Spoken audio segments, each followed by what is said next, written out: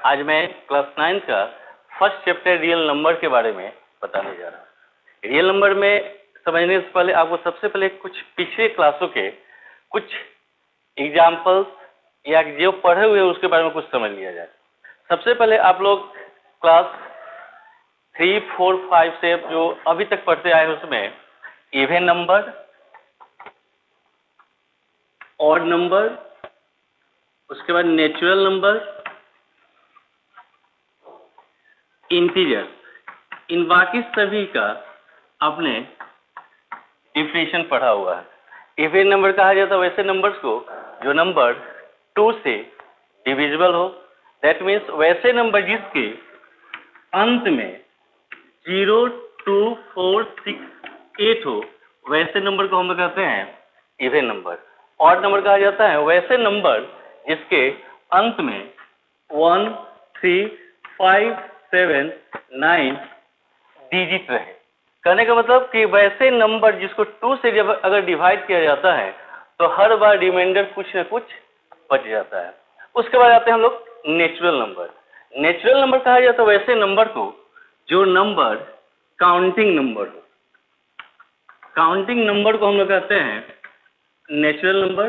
That means 1, 2, 3, 4 etcetera, यानी जहां तक हम लोग काउंट कर सकते हैं वैसे नंबर को हम लोग कहते हैं काउंटिंग नंबर। अब काउंटिंग नंबर के साथ साथ हम सबसे पहले एक और नंबर के बारे में जानेंगे, होल नंबर। नेचुरल नंबर वैसे नंबर को कहा जाता है जो 1, 2, 3, 4 से स्टार्ट हो, और होल नंबर कहा जाता है 0 के साथ अगर हम काउंटिंग नंबर के ग्रुप बना दे तो वैसे नंबर को कहते हैं हम लोग होल नंबर।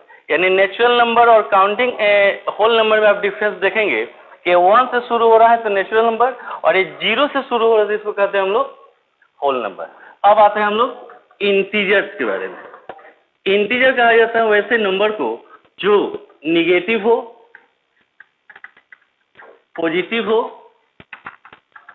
और साथ में 0 भी रहे।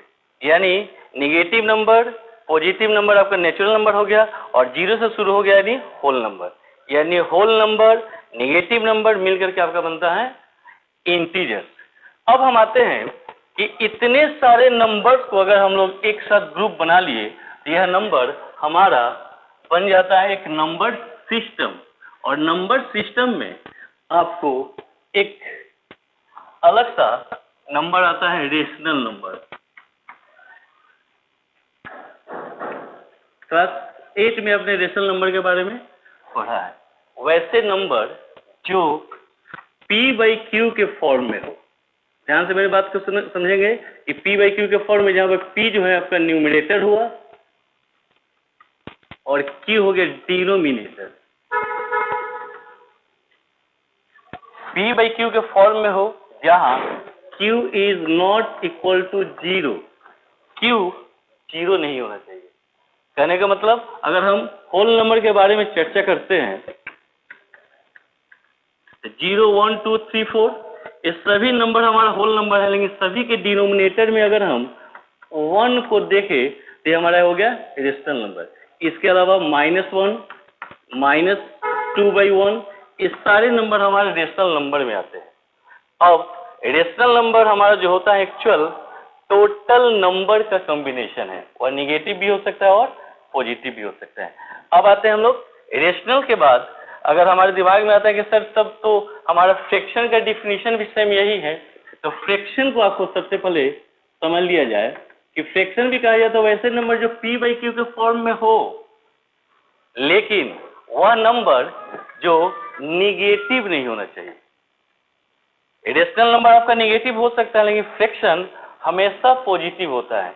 अब फ्रैक्शन जब पॉजिटिव हो तो हम सिर्फ और सिर्फ इसमें हम लोग जितने भी होल नंबर हैं पॉजिटिव उसको हम कहेंगे।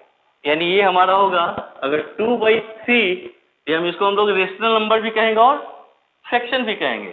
लेकिन अगर -2/3 हो जाए तो सिर्फ और सिर्फ ही हमारा होगा रेशनल नंबर। ठीक, तो रेशनल नंबर को अगर क्लियर कर लिए तो हमारा आता है रेशनल के बाद एक इरेशनल नंबर, जिसे अभी तक आपने पिछले क्लास में नहीं पढ़ा है। Irrational number. इरेशनल नंबर के डिफिनेशन को ध्यान से समझेंगे। इरेशनल नंबर को हमने पढ़ा कि वैसे नंबर जो p बाई क्यू के फॉर्म में हो और q जो है वह जीरो नहीं होना चाहिए। इरेशनल नंबर जस्ट इसके अपोजिट, किसी भी नंबर जिस नंबर को हम लोग p बाई क्यू के फॉर्म में can not express in this form, यानी p बाई क्यू के फॉर्म में एक्सप्रेस नहीं कर सकते हैं, वैसे नंबर को हम लोग कहते हैं इरेशनल नंबर। अब इरेशनल नंबर की पहचान ध्यान से, इरेशनल और इरेशनल की पहचान को समझेंगे। जितने भी नंबर्स हैं, जिस नंबर का कोई जो रूट नहीं निकले, यानी कोई भी परफेक्ट स्क्वायर नंबर है उसका कुछ ना कुछ रूट निकलता है। जैसे 4 का स्क्वायर रूट होता है 2, 9 का स्क्वायर रूट होता है 3, लेकिन अगर हम 2 का स्क्वायर रूट पूछते हैं कि 2 का स्क्वायर रूट क्या होगा, तो आपके पास रिप्लाई जो होता है वह होता है 1.41। इसके आगे भी आपका डिजिट है जो वह आ रहा है, रिपीट नहीं हो रहा है, बार बार वह क्या होता है कि आ रहा है। अगर रूट 3 के बारे में अगर हम लोग चलते हैं तो इसका मतलब 1.72 समथिंग, इसका मतलब हुआ कि रूट 3 का जो वैल्यू निकलना 1.72, या हम अपने सुविधा के लिए मान लेते हैं कि इसका वैल्यू 1.72 लेंगे और मैथ में इसका इस्तेमाल करेंगे, लेकिन इसका एब्सोल्यूट वैल्यू नहीं निकलता है। वैसे नंबर को हम लोग कहते हैं क्या चीज? Irrational number. इरेशनल नंबर जिसका हम रूट निकाले आ गया, स्क्वायर रूट निकालने के बाद में हमारा एक होल नंबर के रूप में आ जाए, लेकिन इसमें क्या होता है कि डेसिमल के रूप में निकले जो non terminating and non repeating हो। अब नॉन टर्मिनेटिंग और नॉन रिपीटिंग के बारे में चर्चा करते हैं। जैसे नॉन रिपीटिंग कहा जाता है, उसके लिए सबसे पहले हम लोग रिपीटिंग के बारे में समझेंगे या टर्मिनेटिंग के बारे में। मान लीजिए कि 1/2 इस नंबर को हम लोग डिवाइड अगर करते हैं 2 में 1 से, तो हमारा 2 से डिवाइड करेंगे तो 1 छोटा हो रहा है, इसलिए डेसिमल लेते हैं, यहाँ एक जीरो लिए तो 5 टाइम्स में कितना हुआ? 10। अब देखिए 2 से जैसे ही हमने 1 में डिवाइड किया तो 0.5 आया, लेकिन अगर हम 1/3 को डेसिमल के रूप में निकालना शुरू करते हैं तो देखिएगा कि बार बार रिमाइंडर के रूप में 1 आता जा रहा है और हम इसको क्वोशेंट के रूप में बार बार एक ही जैसे नंबर को रिपीट कर रहे हैं, बार बार रिपीट कर रहे हैं। तो जिस नंबर को बार बार हमने रिपीट किया तो उसको कहते हैं हम लोग नॉन टर्मिनेटिंग, सॉरी, इसको हम लोग कहते हैं रिपीटिंग। इसको क्या कहते हैं हम लोग? रिपीटिंग कहते हैं, क्योंकि एक ही जैसा नंबर बार बार क्या हो रहा है? रिपीट हो रहा है। और हमारे पास टर्मिनेटिंग कहा जाएगा कि अगर डेसिमल के बाद में कंप्लीटली डिवाइड हो जाए, यानी रिमाइंडर के रूप में 0 आ जाए और डेसिमल के बाद अब कोई नंबर आगे नहीं आ रहा है, उस तरह का नंबर को हम लोग कहते हैं टर्मिनेटिंग।